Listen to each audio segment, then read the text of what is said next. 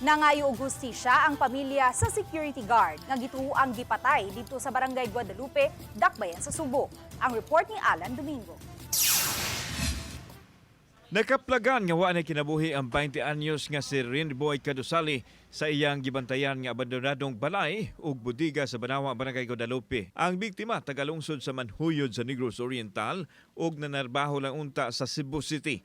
Matod sa mahanini nga adunay mga tawo nga misulod sa gibantayan nga istruktura nga buot mangawat.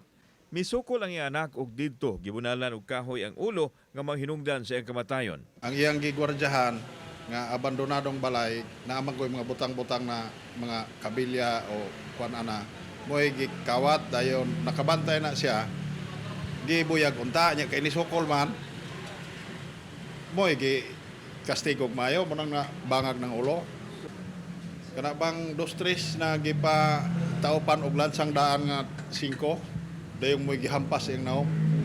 Gikaragdang dadon og balik sa Negros Oriental ang patay lawas sa biktima.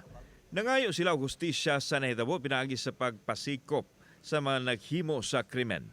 Mahatagan yung justisya ng ko anak. Samtang giadto sa Balitang Bisdak ang Guadalupe Police Station apan wapay moatubang alang sa update sa kaso. Nagpadayon matud pa ang ilang operasyon sa pagbukod sa mga responsable sa krimen. Kauban si Cleofer Lumayag, ako si Alan Domingo. Balitang Bisdak.